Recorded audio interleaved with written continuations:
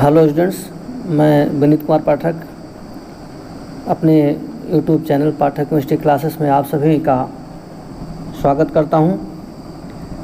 आज हम लोग चैप्टर 1 क्लास 12th के सॉलिड स्टेट चैप्टर का अध्ययन करेंगे और इस चैप्टर में आज हम लोग electrical properties of solid and magnetic properties of solid in दो टॉपिक्स का अध्ययन करेंगे। तो सबसे पहले हमको ये जानना ज़रूरी है कि सॉलिड्स को उनकी इलेक्ट्रिकल प्रॉपर्टी के बेसिस पर कितने कैटेगरी में डिवाइड किया गया है। On the basis of electrical properties solids have been classified into 3 category. One is called conductor,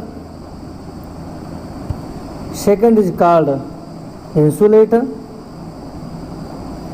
and third is called semiconductor. तो प्रॉपर्टीज ऑफ इलेक्ट्रिकल कंडक्शन के आधार पर जितने भी सॉलिड्स हैं उनको 3 कैटेगरी में डिवाइड किया गया है: conductor, insulator and semi conductor. अब प्रश्न ये बनता है कि हम कंडक्टर किसे कहेंगे।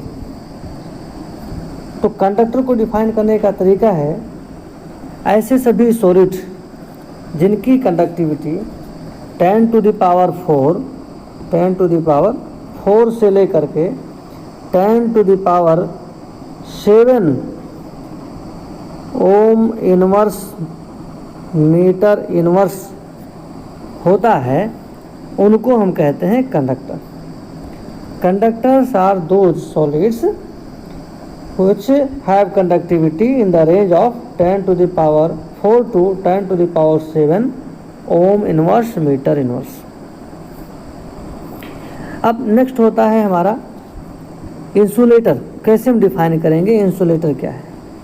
सो इंसुलेटर का डिफिनेशन में आप सिंपल कह सकते हैं, insulators are those in which the conductivity ranges between 10 to the power minus 20 to 10 to the power minus 10 ohm inverse metre inverse.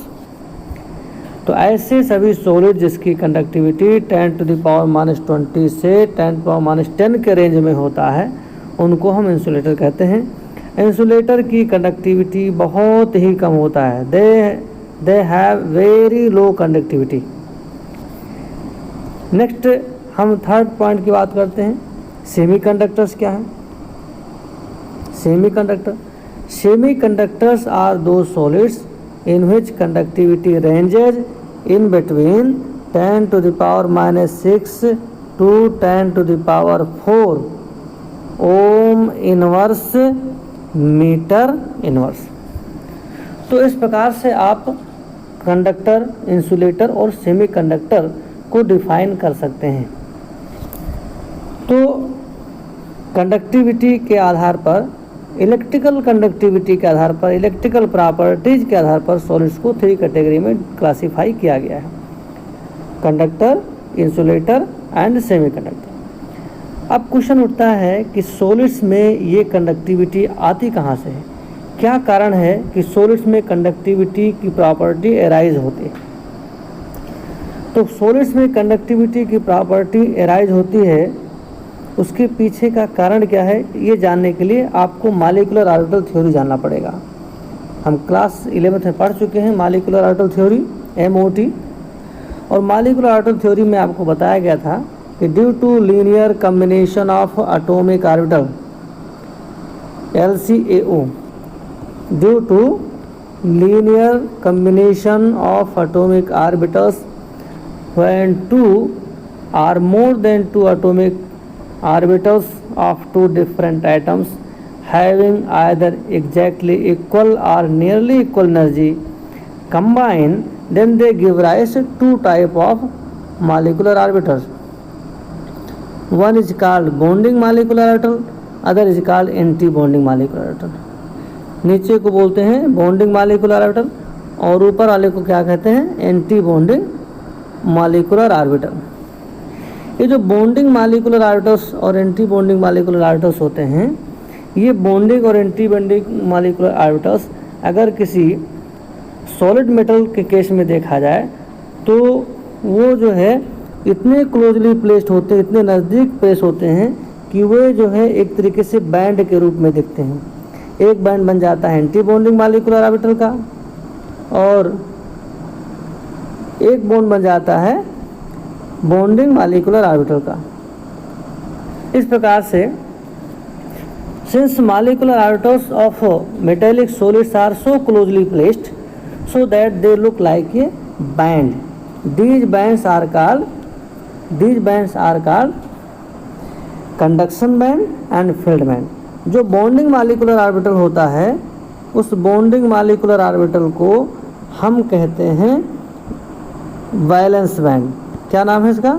इसका नाम है वैलेंस बैंड।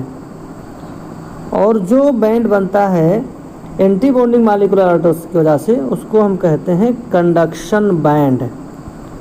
तो इस प्रकार से आप कह सकते हो कि मेटल सॉलिड्स में जो मॉलिक्यूलर ऑर्बिटल्स होते हैं वो दो ग्रुप में डिवाइड होते हैं, दो टाइप के बैंड में डिवाइड होते हैं। अपर बैंड को हम कहते हैं कंडक्शन बैंड और लोअर बैंड को कहते हैं वैलेंस बैंड। कंडक्शन बैंड जो होता है वो एम्प्टी बैंड है। ये एम्प्टी बैंड है क्योंकि आप जानते हैं कि जब भी इलेक्ट्रॉन की फिलिंग होती है मॉलिक्यूलर ऑर्बिटल में तो सबसे पहले इलेक्ट्रॉन किस में जाता है? बॉन्डिंग मॉलिक्यूलर ऑर्बिटल में जाता है। इसके बाद में एंटी बॉन्डिंग मॉलिक्यूलर ऑर्बिटल जाता है। इसका मतलब bonding molecular orbital completely filled होने के बाद ही एंटी बॉन्डिंग मॉलिक्यूलर ऑर्बिटल में इलेक्ट्रॉन इंटर करेगा। इसलिए जो एंटी बॉन्डिंग मॉलिक्यूलर ऑर्बिटल हैं जो कंडक्शन बैंड बनाते हैं उनके ऑर्बिटल्स में इलेक्ट्रॉन लगभग नहीं होते हैं और इसी वजह से हम उसको कहते हैं एम्प्टी बैंड। इसके लिए नाम दिया जाता है एम्प्टी बैंड। और दूसरा जो बैंड बनता है बॉन्डिंग मॉलिक्यूलर ऑर्बिटल्स की वजह से जिसको हम बैलेंस बैंड कहते हैं, उस बैलेंस बैंड को फील्ड बैंड भी कहा जाता है। इसको हम कहते हैं फील्ड बैंड। तो यहाँ पर दो कैटेगरी और दो नाम और आ जाते हैं। एक होता है एम्प्टी बैंड, दूसरा होता है फील्ड बैंड। एम्प्टी बैंड का नाम है कंडक्शन बैंड और फील्ड बैंड का नाम है वैलेंस बैंड। जो एम्प्टी बैंड है वो बनता है एंटी बॉन्डिंग मॉलिक्यूलर ऑर्बिटल से और जो वैलेंस बॉन्ड बनता है वो बनता है बॉन्डिंग मॉलिक्यूलर ऑर्बिटल से। इस प्रकार से दो प्रकार के इसमें बैंड का फॉर्मेशन हो जाता है मेटेलिक सॉलिड के केस में। अब अगर ये दोनों बैंड एक दूसरे के साथ में ओवरलैप करते हैं इस प्रकार से, तो जो फील्ड बैंड का इलेक्ट्रॉन है वो बड़ी आसानी से एम्प्टी बैंड में जंप कर सकता है और इस वजह से इसकी कंडक्टिविटी सबसे ज़्यादा होगी। और ऐसे सब्सटेंस जिसके एम्प्टी बैंड और फील्ड बैंड दोनों ओवरलैप करते हैं उनको हम क्या कहते हैं? उनको हम कहते हैं conductor. They are called conductor. और कंडक्टर कौन होते हैं? मेटल्स होते हैं। ठीक है, तो इस प्रकार से मेटल का फॉर्मेशन हो जाता है। तो मेटेलिक प्रॉपर्टी या conductivity of metal arises due to overlapping of empty band and filled band so that electron can jump from filled band to empty band. अब दूसरा आता है हमारा इंसुलेटर। इंसुलेटर वो मेटेलिक सॉलिड होते हैं, वो सॉलिड्स होते हैं इंसुलेटर जिनके एम्प्टी बैंड और फील्ड बैंड में बहुत बड़ा गैप होता है। इतना गैप होता है कि फील्ड बैंड के इलेक्ट्रॉन आसानी से जंप करके एम्प्टी बैंड में नहीं जा पाते। जब वो उसमें नहीं जा पाते तो उनकी कंडक्टिविटी नहीं हो पाती, जो इलेक्ट्रिकल कंडक्टिविटी है वो नहीं हो पाती। इस गैप को हम कहते हैं फॉरबिडन जोन। इसको क्या नाम है? इसका नाम है forbidden zone. Forbidden zone large gap होता है, इसको बोलते हैं फॉरबिडन जोन, जिसको फील्ड बैंड के इलेक्ट्रॉन क्रॉस करके ऊपर एम्प्टी बैंड में नहीं जा पाते और इस वजह से इनकी कंडक्टिविटी नगण्य होती है, ना के बराबर होती है, निग्लिजिबल होती है। और ऐसे सब्सटेंस जिसमें एम्प्टी बैंड और फील्ड बैंड के बीच में काफ़ी गैप होता है उनको हम कहते हैं इंसुलेटर। क्या नाम है उनका? Insulator.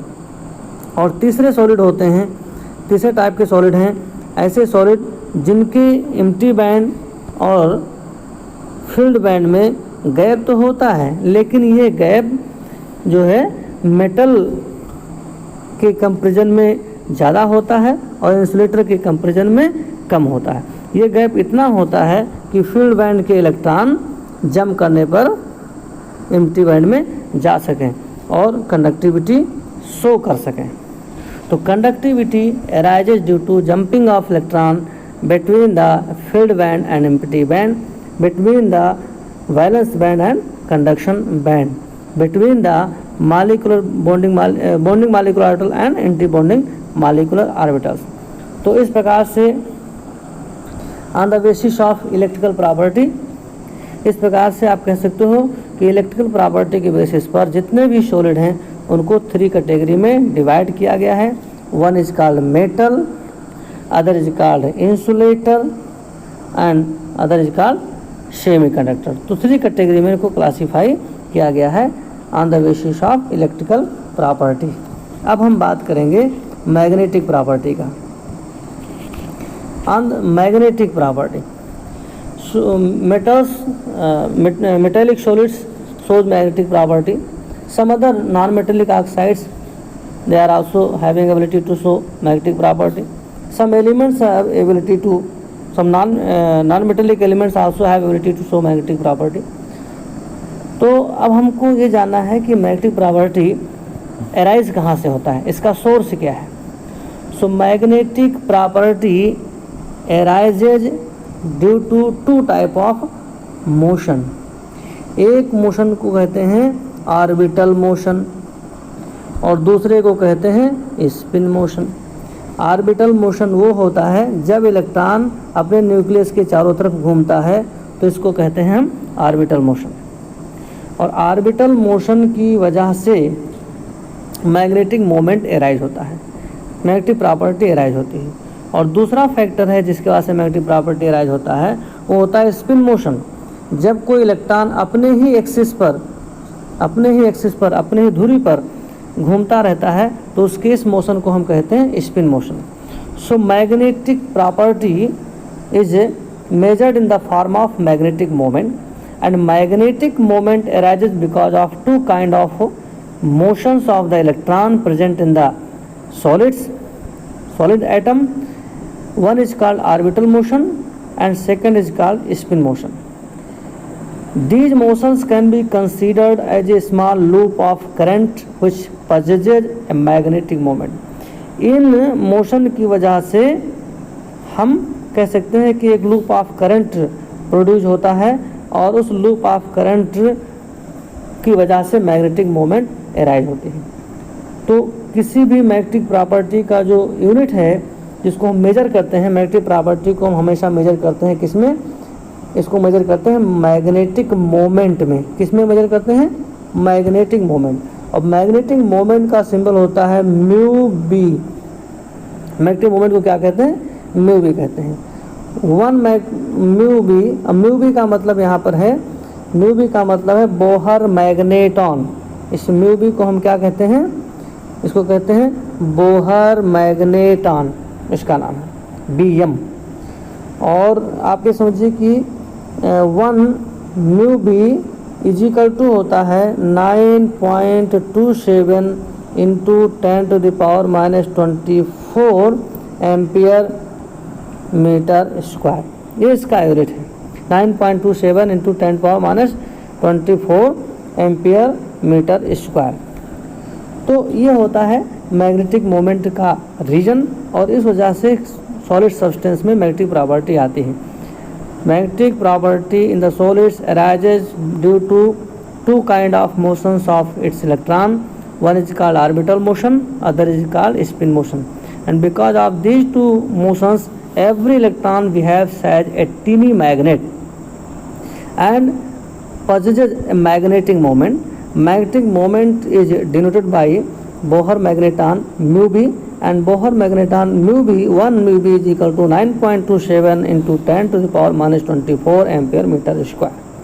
So this is the main reason for the origin of magnetic property in the solids. Now all the solid substances on the basis of their magnetic property have been classified into 5 category।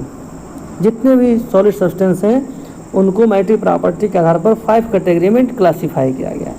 पहला category है paramagnetic substance का। Paramagnetic substance, paramagnetic substance के example दिए हुए हैं O2, Cu2+, Fe3+। ये ऐसे substance हैं जिसकी वजह से मैग्नेटिक प्रॉपर्टी, जिनमें मैग्नेटिक प्रॉपर्टी होती है उसको बोलते हैं paramagnetic substance. Paramagnetic substances are those substances which have unpaired electron in their orbitals. ऐसे सब्सटेंस जिनके ऑर्बिटल्स में अनपेयर्ड इलेक्ट्रॉन होता है वो कहलाते हैं पैरामैग्नेटिक सब्सटेंस। अब पैरामैग्नेटिक सब्सटेंस की कुछ कैरेक्टर्स हैं, कुछ फीचर्स हैं, उनके बारे में बात कर लेते हैं। All the paramagnetic substances are weakly attracted by the magnetic field. जितने भी पैरामैग्नेटिक सब्सटेंस होते हैं वो वीकली अट्रैक्टेड होते हैं मैग्नेटिक फील्ड। जब उनको मैग्नेटिक फील्ड में रखा आता है तो वीकली अट्रैक्ट होते हैं।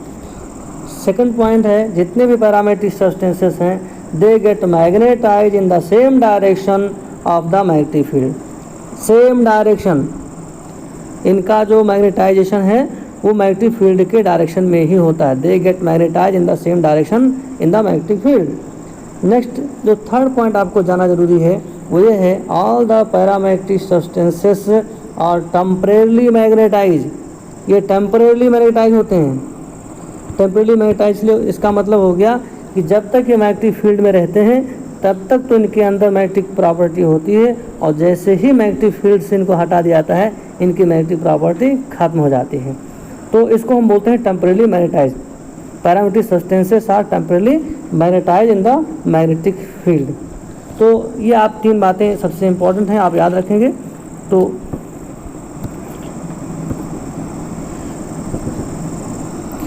ये मैग्नेटिक फील्ड की बात हम कर ले रहे हैं। अब नेक्स्ट है सेकंड सब्सटेंस होता है डायमैग्नेटिक सब्सटेंस। डायमैग्नेटिक सब्सटेंस इसमें नहीं लिखा, मैंने नहीं बनाया। डायमैग्नेटिक सब्सटेंस वो सब्सटेंस होते हैं जिनके ऑर्बिटल्स में पेयर्ड इलेक्ट्रॉन होते हैं।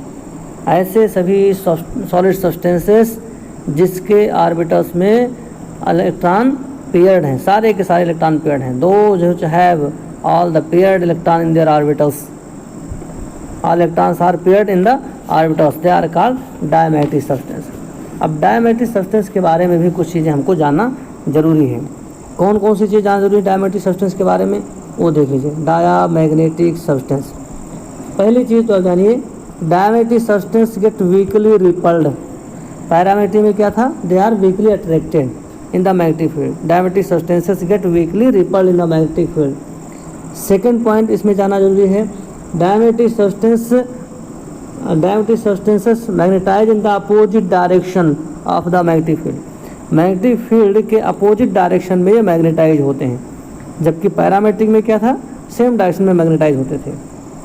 थर्ड पॉइंट जो इम्पोर्टेंट है आपको ध्यान रखना है वो ये है, diamagnetic substances are also temporarily magnetise.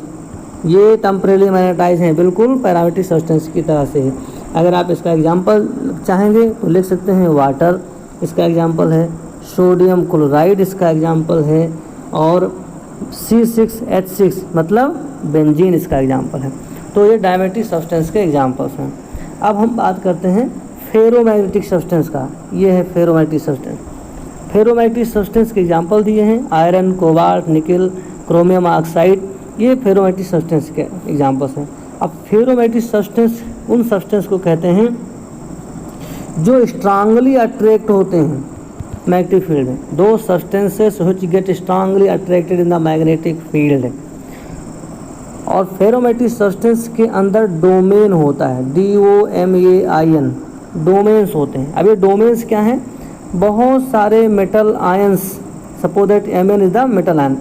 जब बहुत सारे मेटल आयंस एक छोटी सी जगह में कंसंट्रेट हो जाते हैं, ग्रुप्ड हो जाते हैं, तो उस स्पेस को, उस रीजन को हम क्या कहते हैं, डोमेन्स कहते हैं। Domain is the small region in which so many metal ions are grouped together. जब बहुत सारे मेटल आयन जो है छोटे से रीजन में ग्रुप हो जाते हैं तो उसका नाम होता है डोमेन, उसको हम डोमेन कहते हैं। और जितने भी डोमेन्स होते हैं इन फेरोमैग्नेटिक सब्सटेंस में, वो सारे के सारे डोमेन्स सेम डायरेक्शन में ओरिएंटेड होते हैं। They are oriented in the same direction. एक ही तरफ, जितने भी डोमेन्स होंगे सब के सब एक ही डायरेक्शन में ओरिएंटेड होंगे, जैसा कि इसमें बना है आप देख सकते हैं। ये all the domains are directed in the same direction. और जो सबसे इम्पोर्टेंट बात है वो ये है, ferromagnetic substances are permanently magnetise. ये ऐसे सब्सटेंस हैं जिनमें एक बार मैग्नेटिक प्रॉपर्टी आ जाए तो फिर दोबारा जाती नहीं है, तो दे आर परमानेंटली मैग्नेटाइज। तो ये हो गया हमारे फेरोमैग्नेटिक सब्सटेंस के बारे में। अब हम बात करते हैं एंटी फेरोमैग्नेटिक सब्सटेंस के बारे में। Anti ferromagnetic substance structurally they are similar to that of the ferromagnetic substance.